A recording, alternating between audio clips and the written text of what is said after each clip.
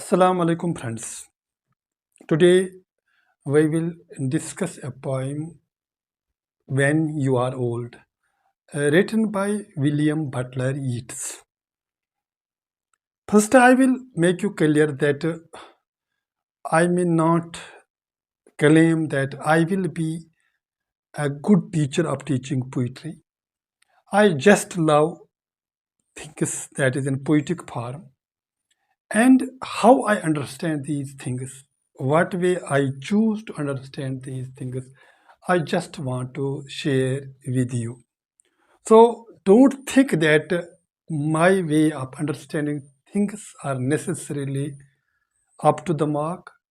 They could be below par, they could be at par or above par, but I don't really know where I stand this time. If I could do something good to you in explaining this poem, then I will feel myself to be fortunate enough having helped you understand certain things about it. So I have written this poem on a small piece of paper. This I am showing to you. Now I will try to understand it my way. So the poem is written by William Butler Yeats and it is necessarily addressed to his beloved Maud Gonne. And we know that William Butler Yeats had proposed Morgan many a time, but she always refused her love proposal. And after that, he chose to write poetry in which he expressed his love and attraction towards uh, Morgan, Irish actress. William Butler Yeats had written a book of a poetic anthology named The Rose. It is written there on the textbook of class 10th that I am quoting this time. And in that very book, this is one poem, When You Are Old. Now, when we'll be trying to understand the content of this poem, these things will come to our rescue. That is why I underlined these points for you. So I will read first this poem for you. The poet says, when you are old and grey and full of sleep and nodding by the fire, take down this book and slowly read and dream of the soft look your eyes had once and their shadows deep. How many loved your moments of glad grace and loved your beauty with love false or true. But one man loved the pilgrim soul in you and loved the sorrows of your changing face and bending down beside the glowing bars, murmur a little sadly how love fled and paced upon the mountains overhead and his face amid a crowd of stars. Now, this is the poem having three stanzas, each stanza of four lines, and there is enjambment. That means one line of the poem passes into the another and the another passes into another to make clarity in the meaning. Now we will try to make its meaning clearer. When you are old addresses his beloved Morgan. When you are old, one day will come, you will get old. When you are old and grey, your beautiful hairs will turn grey, they will turn white and full of sleep. Your enchanting eyes, which are having brightness in them this time, they will be full of sleep. They will be tired. They will be wanting to sleep every time. They will be dozing and nodding by the fire. Your body will be wishing to be near the fire, near the fireplace, where you can get warmth. Take down this book. Then you must take down this book. The book I have written in your memory. Then take down this book. She might have got the book of poetry from William Butler Yeats. Then he suggests her to take down that book and slowly read. Then she should read the book slowly, the book of poetry slowly, or this poem slowly, and dream of the soft look. Then she should dream of the soft look that once she had soft look. Now this would only be a distant dream which she had now lost. Your eyes had once.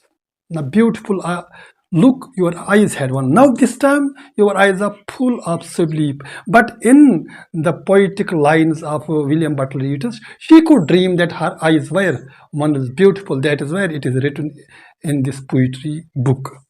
And their shadows deep. Now there are deep shadows. Her eyes are now sunk in the old age. Now she could compare the eyes that were having beautiful these looks. Now they are now sunk. Now see the difference. Now she will make the comparison by herself. Then moving ahead, how many loved your moments of glad grace?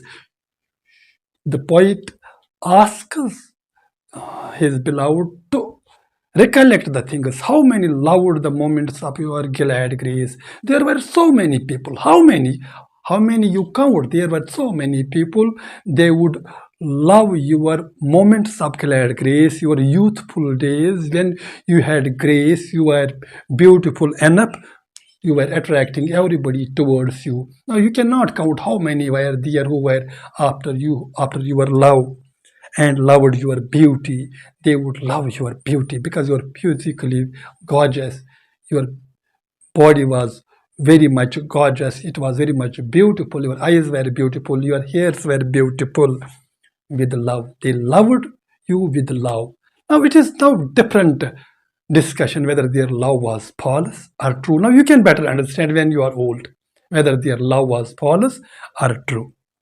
But here is conjunction of contrast. But one man loved the pilgrim soul in you. You will yourself realize that one man was there who loved the pilgrim soul in you, your pure heart, your inner beauty that never fade. There was a person who loved your inner beauty, who loved your pure heart, who loved your spirituality. But one man loved you, the pilgrim soul in you that lied in you, your pure heart, your spirituality, and loved the sorrows of your changing face. And you will realize that he kept loving you when your face got wrinkles, when your face got changed, when you start losing your beauty, he still loved you and loved the sorrows of your changing face. Then the last stanza, and bending down beside the glowing bars. Now, since you would be recollecting all these memories when you would be near the fireplace, nodding by the fire. Now, you will be doing one thing, bending down towards the glowing bars. You will feel more and more coldness because you have lost now everything. That is how you will feel more and more coldness. You will tend towards the fire pot again, fireplace, again bending down beside the glowing bars. There will be glowing bars in the fireplace that would be emitting too much of warmth, murmur. Now you will talk to yourself a little sadly, but this time your tone would be melancholy. You will be thinking very sadly, and you will be talking by yourself. You will be murmuring, how love felt. Oh, I could never understand how love felt. Love was always around me, but how it felt, how it went away from me and paced upon the mountains overhead. Now love is seen nowhere near me. It has paced, it has went past the mountains, tall mountains, which we cannot reach this time, and hid amid the crowd of stars. Now it has now gone very, very far away from these mountain tops, possibly behind the stars, which are very at the huge distance where I can never reach, and it has hid its face. Now it can never show its face me to me again. So you will now realize that once there was an opportunity, but I have lost that very opportunity. So this is a beautiful poem, reflexive poem, where the poet makes his beloved understand that how much she will lose in rejecting him time and again, because she has to get older, and she will realize by then that the lovers will not stay with her once she gets old, once her body loses attraction. But one man who never loved her for her physical appearances, he loved her for this spiritual beauty. Now, there are so many themes in this poem, and I will recollect these themes. One is unrequited love, the love that was never answered positively, and another is uh, time and aging. Time, there is time mentioned when you are old, that is old age, and there is time of youth when you are beautiful, your hair are beautiful, your eyes have beauty in them, so you are having moments of enjoying moments of glad grace. Then memory and regret is another theme. When you'll be in your old age, you'll be recollecting all those memories. Your lovers would surround you, flock around you, and there was one lover who would love you without mentioning the physical appearances, but for spirituality. And another theme is regret. You will feel then regretted why you lost that very opportunity. Then there is spiritual versus superficial love. Poet's love is spiritual. He loves the beloved for her spiritual beauty, and it was lasting.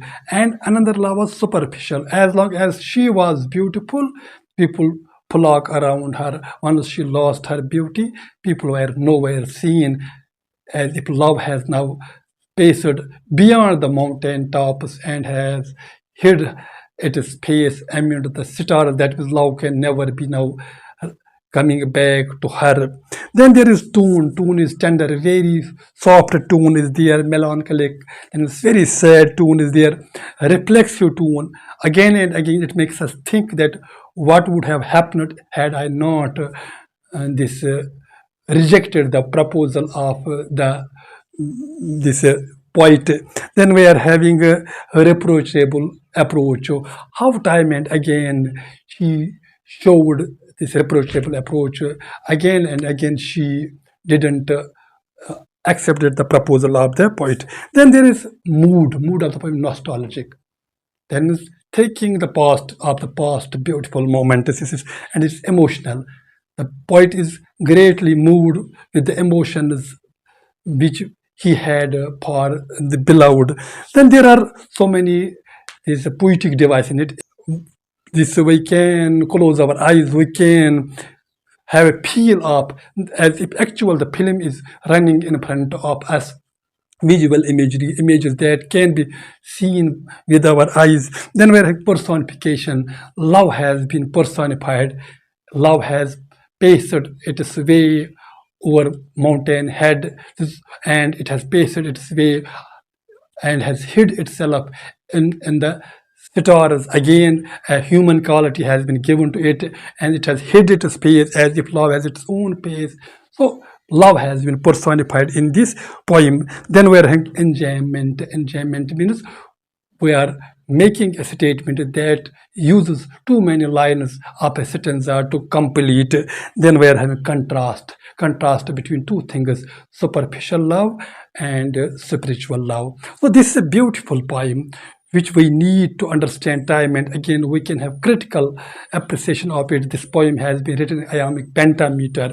Usually most of the English poetry is written in this meter. So while drawing the conclusion, we are having a good feel when we read this poem by W.B. Yeats, William Butler Yeats, and it's a beautiful poem in which we are having the flashback that if we understand the things in the right perspective at the right time, we'll not be regretting for them in the coming future. So I try to make things a little bit understandable.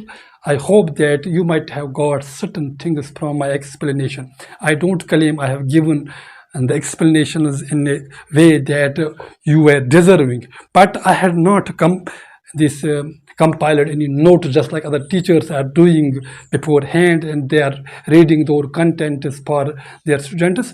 I was just here. I thought that I should make some analysis of this poem, and I did it. I hope you will this appreciate my efforts, and if you think that uh, this analysis is worthwhile and it can make a certain difference for you, not necessarily it will make huge difference in your understanding the poetry, whatever difference it makes, even a little bit, even an iota, I hope that you will appreciate those efforts of mine, and I expect from you that you will share this video to more and more students, and will subscribe to my channel if you are yet to subscribe it. If this is worthwhile, then you may suggest me other poems which I can try to explain for you. Thank you. Have a nice day.